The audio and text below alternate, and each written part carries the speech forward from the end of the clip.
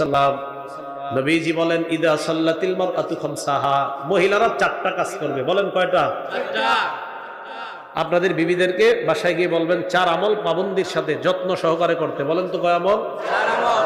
এক নাম্বার ইদা সাল্লাতিল মারআতু খামসাহা, পাঁচ ওয়াক্ত নামাজ ঠিকমতো পড়বে। দুই নাম্বার সামাত শাহরাহা, রমজানের রোজা ঠিকমতো রাখবে। তিন নাম্বার হাসসানাত ফারজাহা, সতীত্বের হেফাজত করবে, লজ্জাস্থানের হেফাজত।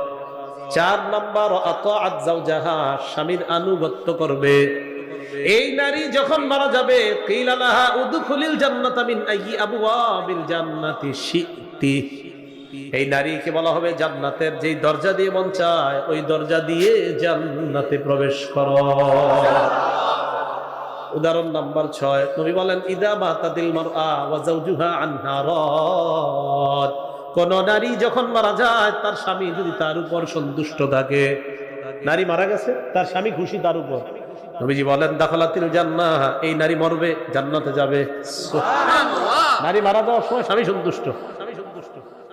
এখন স্বামী স্ত্রীর এই মাঝে আপনার মহব্বত দূরত্ব তৈরির সবচাইতে শ্রেষ্ঠ একটা কারণ কি?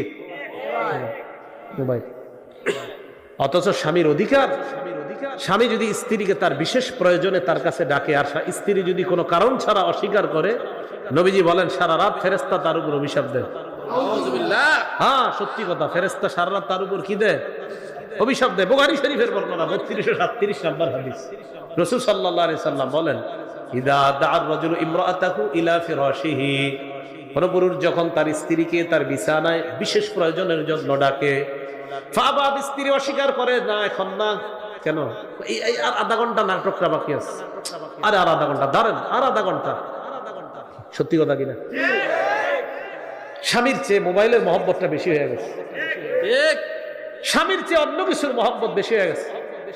এই টেলিভিশন, ইলেকট্রনিক মিডিয়া ঘর থেকে সরান, মহব্বত ঘরের মধ্যে ভরপুর চলে আসে, মহব্বত গুলো উঠে যাইতেছে ঘর থেকে, একদম সরে গেছে মহব্বত। কষ্ট নিয়েন না, সত্যি মহব্বত নাই, মহব্বত নাই। স্বামী ডাকে স্ত্রী, আরেকটু দাঁড়ান না, আরেকটু একটু পরে আসতেছে। তো এই যে মানে আপনার স্বামীর চেয়ে একটা হইতে পারে আপনার সন্তানের দুধ খাওয়াইতেছেন, সন্তানের খানা খাওয়ান, এটা ঠিক আছে, গুরুত্বপূর্ণ কাজ, কিন্তু কোন কাজ না, অনর্থক একটা কাজে আপনি আছেন, আপনার স্বামী ডাকলো, বললেন কি আরেকটু পরে, আরেকটু পরে, আপনি কি করলেন?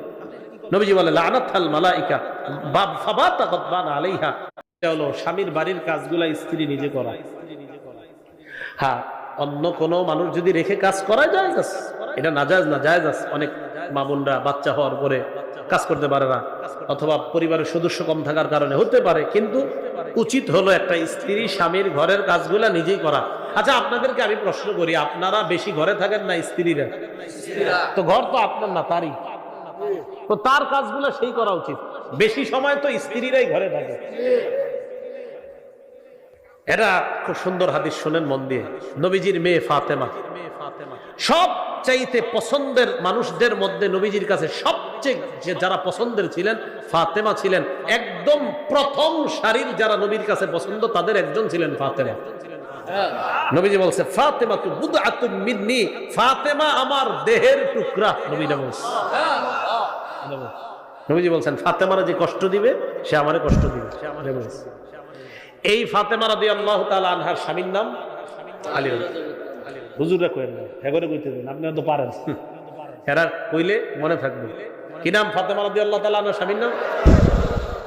তো হযরত আলী আমাদেরকে একটা হাদিস শোনাইছে, আবু দাউদ শরীফের 2988 নম্বর হাদিস, 29 এরপরে 28, 2988। এই হাদিসের মধ্যে আছে হযরত আলী বলেন ফাতেমা ঘরের মধ্যে ইন্নাহা জাররাবির রাহা, জাতা ঘুরাইতে ঘুরাইতে, মুরব্বীরা জাতা কলের কথা বলতে পারে, মুরব্বীরা আগের দিনে জাতা, এটা ঘুরাইতে ঘুরাইতে হাত্তা আসসাওয়াফি ইয়াদিহা, হাতের মধ্যে ফোসকা পড়ে গেছে। কার?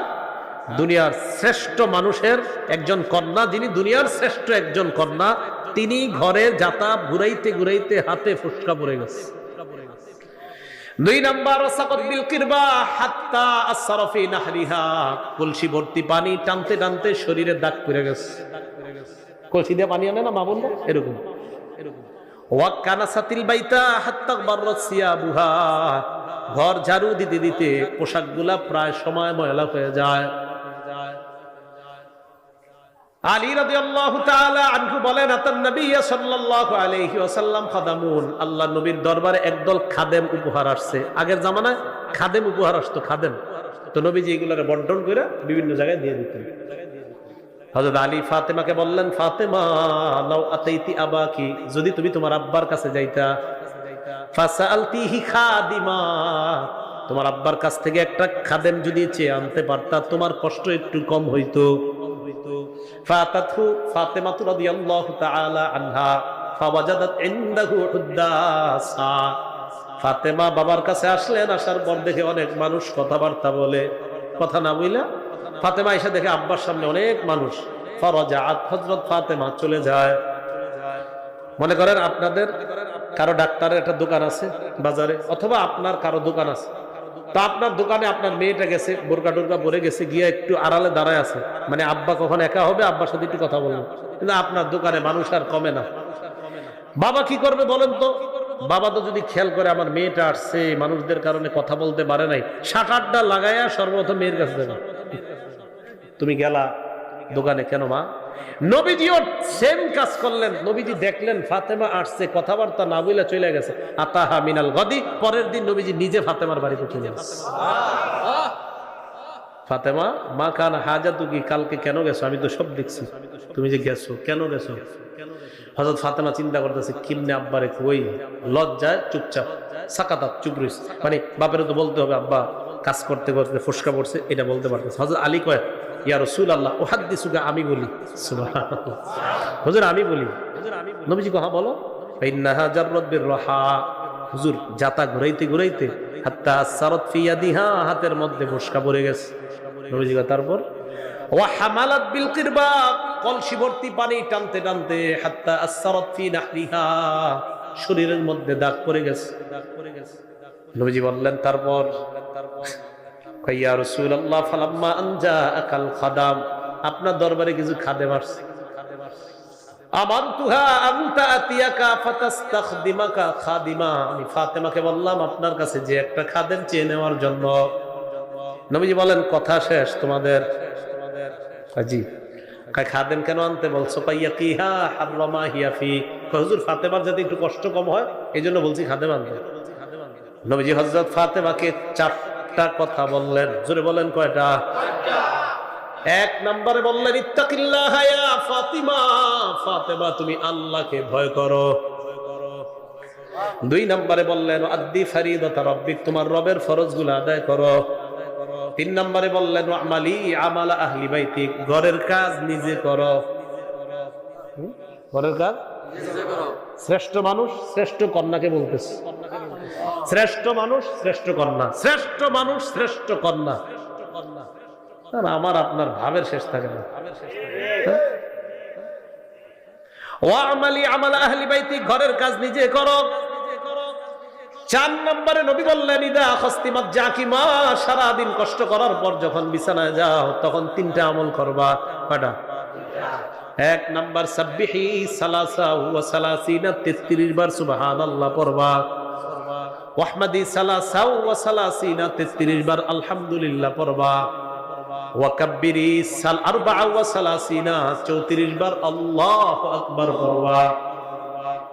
নবীজি বলেন ফাহিয়া মিআই, হলো 100 বার। ফাহিয়া খায়রুল লাকি মিন খাদিম, ফাতেমা আমি বাবা তোমাকে যে আমলটা শিখিয়ে দিলাম, সারাদিন কাজ করার পর এই আমলটা একজন খাদেমের চাইতে তোমার জন্য কল্যাণ।